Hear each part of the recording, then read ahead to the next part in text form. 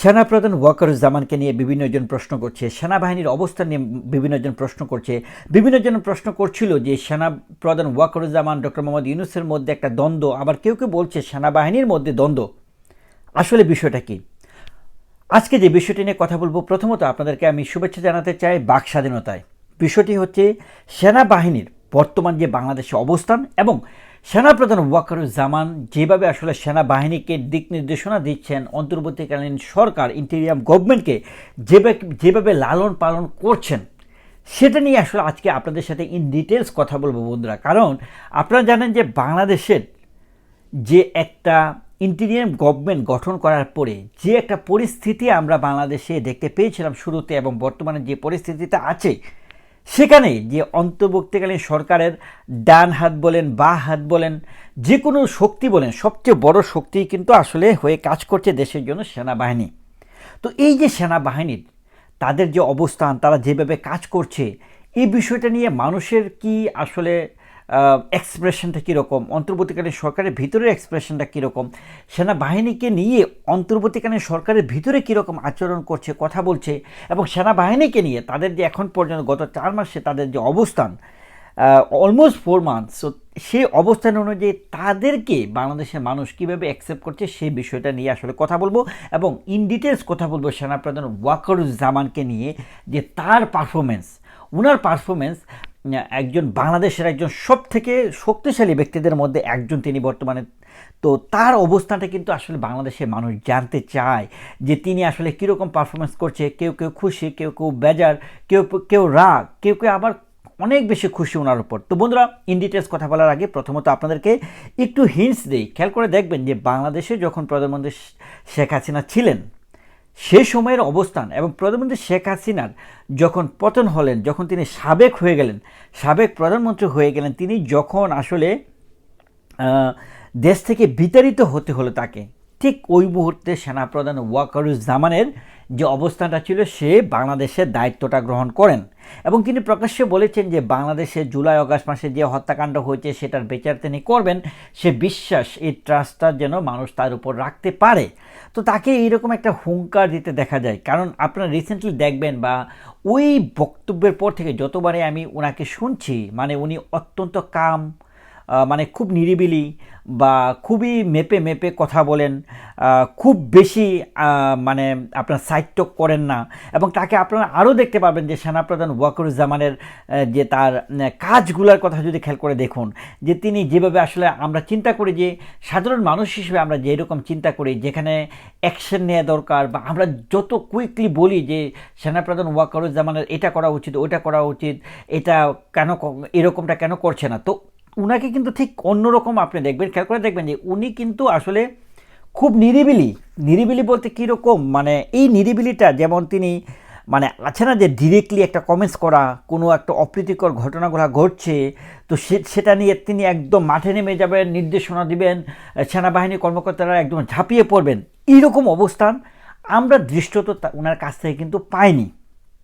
But তার এই অবস্থানটাকে কিন্তু অনেক মানুষ সমর্থন করছে। তারা মনে করছে যে তার চুপচাপ থাকা, নিরিবিলি থাকা, এটা হয়তোবা এটা অন্তর্বর্তীকালীন সরকারের ভিতরের যে আপনার অবস্থানটা, উপদেষ্টা মণ্ডলীতে, এই বিষয়টাকে তারা সেনাপ্রধান ওয়াকারুজ্জামান চাচ্ছে না যে ইন্টিরিয়ার গভর্নমেন্টটা কোনো কারণে ভেঙে যাক, বা ইন্টিরিয়ার গভর্নমেন্টের ভিতরে যেন কোনো ধরনের কুন্দল না থাকুক, বা কোনো সেনাবাহিনীকে নিয়ে তাদের মনে যেন কোনো শঙ্কার জায়গা না থাকুক। এরকমটা অনেকেই বলছে যে হয়তোবা তিনি এরকমটা চিন্তা করতে পারে। কারণ আপনারা খেয়াল করে দেখবেন যে রাষ্ট্রপতিকে অপসারণ নিয়ে বঙ্গভবনে যখন অ্যাটাক করা হলো, সেই সময়েও মানুষের একটা আগ্রহের জায়গা ছিল, কেননা সেনাপ্রধান ওয়াকারুজ্জামান সেই মুহূর্তে ছিলেন হচ্ছে আমেরিকায়। তো আমেরিকায় যখন ছিলেন, তখন তিনি আসলে জাতিসংঘ ইউনাইটেড নেশনে বাংলাদেশের সেনাবাহিনীর অবস্থানটাকে তুলে ধরার চেষ্টা করছিলেন। কেননা একটা দেশের যদি আপনার সরকার পতন হয়, তখন কিন্তু সেনাবাহিনীর অবস্থানটা এইরকম হয়ে যে তারা কিন্তু আসলে পিস মিশনগুলোতে পার্টিসিপেট করতে পারে না বৈধ সরকার গঠন করা পর্যন্ত। তো এখন ইন্টিরিয়ার গভর্নমেন্টটাকে যে সরকারটা ছিল আওয়ামী লীগ সরকার, তারা বলছে অবৈধ সরকার।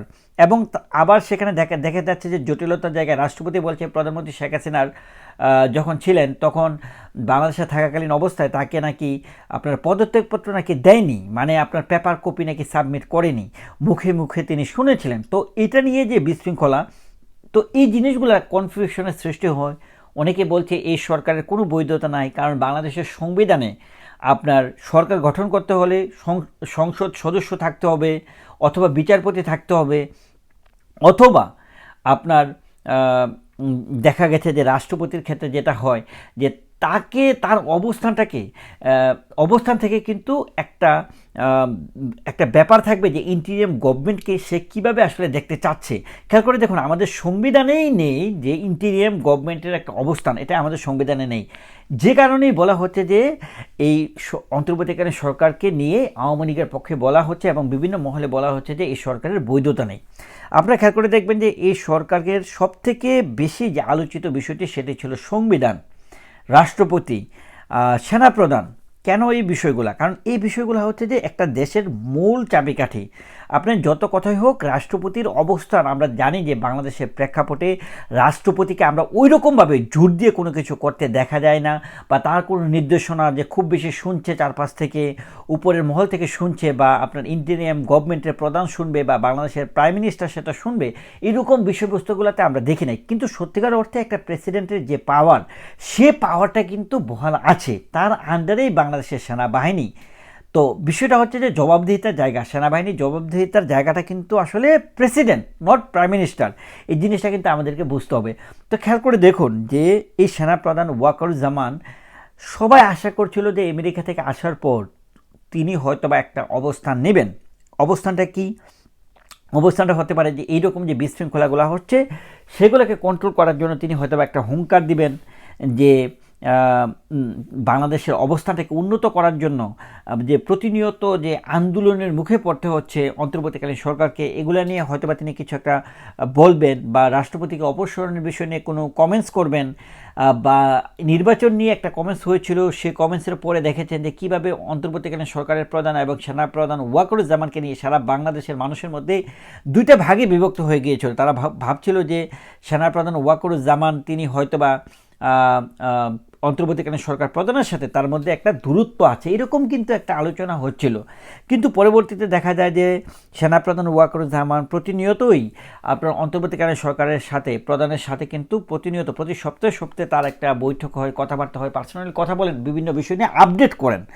তো এখন বিষয় হচ্ছে যে অন্তর্বর্তীকালীন সরকারের যে অবস্থান, সেনাবাহিনীর যে অবস্থান, সেনাপ্রধানের যে অবস্থান, আপনারা শুনেছেন যে ইতিমধ্যে যে সেনাবাহিনীকে নিয়ে যখন মাহফুজ আলম তিনি কমেন্টস করেছিলেন যে সেনাবাহিনীর উচ্চপদস্থ কর্মকর্তারা এই আন্দোলনের সাথে ছিলেন না, এরকম কিন্তু একটা কথা বলেছিলেন যে জুনিয়র যে কর্মকর্তারা আছে তারা এই আন্দোলনটার সাথে তারা একমত ছিলেন, কিন্তু উচ্চপদস্থ কর্মকর্তা যারা কাইন্ড অফ বলতে গেলে ইনডিরেক্টলি তিনি বুঝিয়েছিলেন যে সেনাপ্রধান ওয়াকারুজ্জামান বা যারা উচ্চপদস্থ কর্মকর্তা আছে তাদেরকে ইন্ডিকেট করে বলছিলেন যে তাদের পক্ষ থেকে ওই রকম সাপোর্টটা ছিল না। কিন্তু যেহেতু মেজরিটি আপনার সেনা কর্মকর্তারাই তো আসলে জুনিয়র পোস্টে, সবাই তার মানে পার্সেন্টেজ কত 5% to 7% হবে যাদের কমান্ড শুনে কাজ করে সৈনিকরা। তো এই যে একটা পার্সেন্টেজ তিনি যেভাবে মেনশন করলেন, এতে করে কিন্তু বোঝা যায় যে অন্তর্বর্তীকালীন সরকারের সাথে বা অন্তর্বর্তীকালীন সরকার পুরোপুরিভাবে যে বর্তমান যে সেনাবাহিনীর যে অবস্থান সেটার সাথে কিন্তু তারা কিন্তু বা তাদের মতামতটা কিন্তু আসলে কিন্তু সাংঘর্ষিক হয়েছিল মাহফুজ আলমের কথা অনুযায়ী।